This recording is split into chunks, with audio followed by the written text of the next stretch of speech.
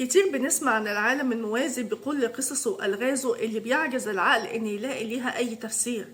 النهاردة هنحكي عن قصة غريبة جدا حصلت لأحد الفنانات المعروفات، هي الفنانة زينب وهبة، اللي راحت في رحلة من الحياة للموت، للموت للحياة مرة تانية، وشافت خلال الرحلة ديت تفاصيل مرعبة وغريبة حكتها لكل الناس. وساعتها الناس الأول اتهموها بالكذب، بس لما حكت التفاصيل اللي شافتها في رحلتها ديت الناس ما قدرتش تفسر وسكتت تماما. وهو ده هنتكلم عن موضوع العالم الموازي. النهاردة هنرجع لفلاش باك كده لفترة الثمانينات، تحديدا 1982. الفنانة زينب وهبة، واللي ما يعرفهاش، هي اللي طلعت مع الفنان محمد صبحي في عائلة ونيس بدور حريصة. هتحكي لنا حكايتها ورحلتها من غير أي حرص.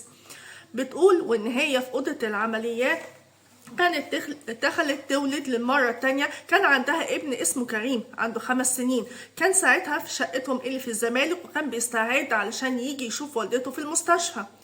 بتقول وان هي في اوضه العمليات بتتكلم، بتقول لمساعد الدكتور، اصل الدكتور كان في وقتها بيجهز. الدكتور بتاعها الاساسي كان اسمه الدكتور شريف جوهر، وكان مساعد الدكتور اسمه عمر.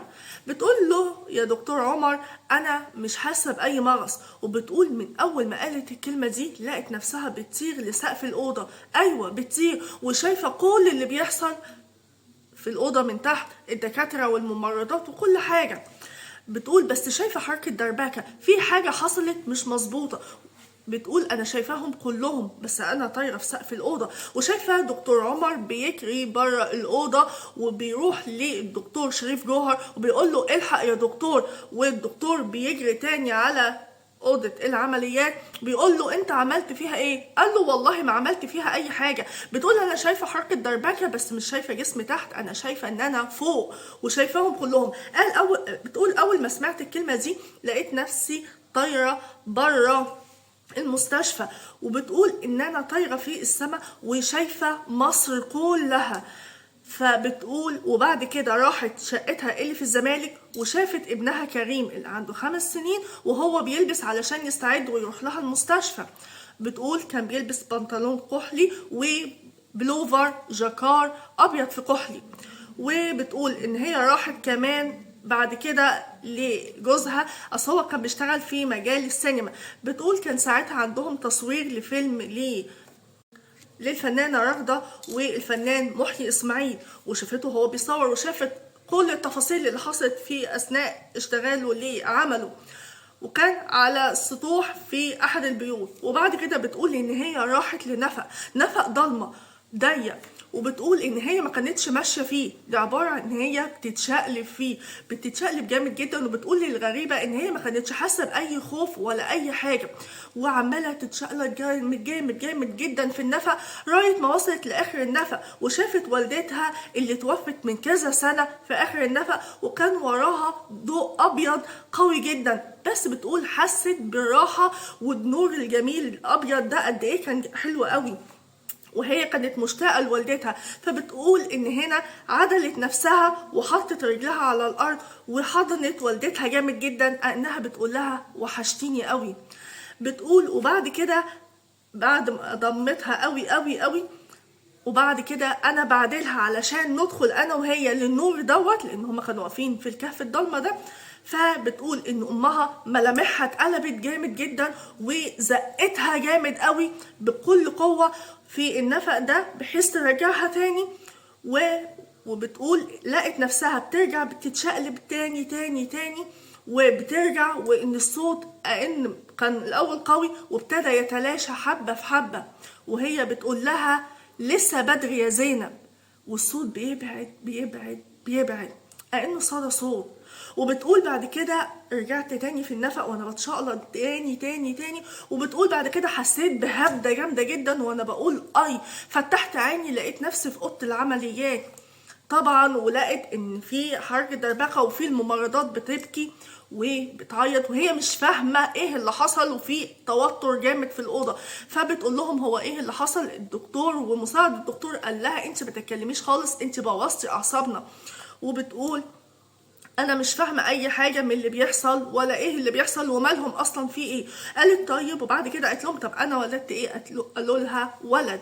وبعد كده طبعا هي ما كانتش عارفه ايه اللي حصل، فلما بتقول للي حواليها على اللي شافته واللي عملته، في ناس كتير قالوا لا ده اكيد من اثار البنج، وفي ناس قالوا لا دي تحريف الولاده وطبعا بياخدوا بنج.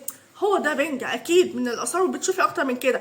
بس لما حكيت لهم على كل التفاصيل اللي شافتها ابنها اللي كان بيجهز وكان لابس الهدوم البلوفر والبنطلون دول فعلا حصل، وان الولد كان فعلا بيلبس نفس الهدوم دي بنفس الالوان وجالها فعلا وهو لابس الهدوم دي، وجوزها اللي كان بيصور فعلا لما قالت كان بكل التفاصيل والكلام اللي اتقال ده اللي حصل.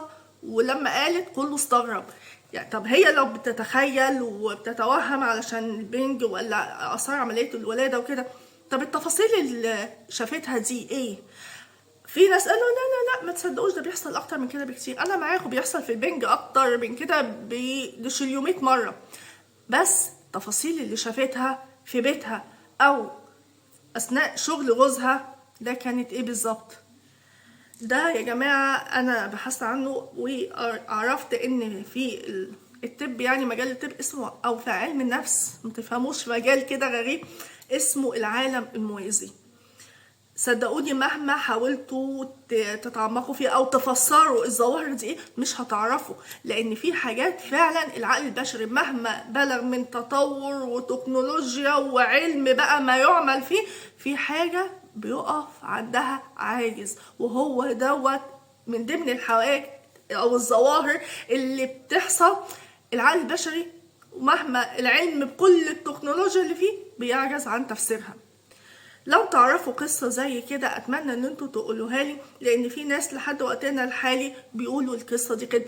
في فترة التمانينات ما كانش فيه مثلا لا موبايل ولا ترند ولا الكلام التافه اللي بيحصل دلوقتي، فبيقولك ان هي ما كانتش، يعني هقول ايه، ان هي مثلا ما كانتش بتشتغل، لا في الفتره دي كانت بتشتغل وتمام والدنيا متظبطه معاها، فهي مش محتاجه شهره. وخصوصا ان القصه دي عمرنا ما سمعنا عنها في الفتره دي، لا في الثمانينات ولا التسعينات ولا الالفينات، ان هي بتستغلها علشان مثلا تشتغل او تكتسب شهره اكتر واكتر. بالعكس احنا عرفناها في الفتره الاخيره، وهي يعني كشفتها لينا في الفتره الاخيره. فلكل الناس اللي بيقولوا دي كذب وهي بتكذب، طب ليه؟ طب والدكاترة اللي قالوا لها فعلا كل الحاجات دي حصلت ليه؟ ففعلا اتمنى في ناس بلاش يعني تتشنفوا قوي في الكلام، لان فعلا في حاجات حصلت زي الحالة دي، وياما سمعنا عن حالات وفي يقولك رحلة موت وحاجات وكده. في ناس بتكذب وفي ناس صادقة. بلاش ناخد العاطل بالباطل والحابل بالنابل وناخد الصادق مع الكذاب، لان فعلا بيبقى فيه حاجات حصلت زي كده، وعلشان الطب ما بيقدرش يفسرها يقولك ده كده. فاتمنى تكون الرسالة وصلت، وهي فيها تفاصيل بجد مرعبة ومش مفهومة، بس دي القصة الحقيقية. تابعوني في القصة اللي جاية.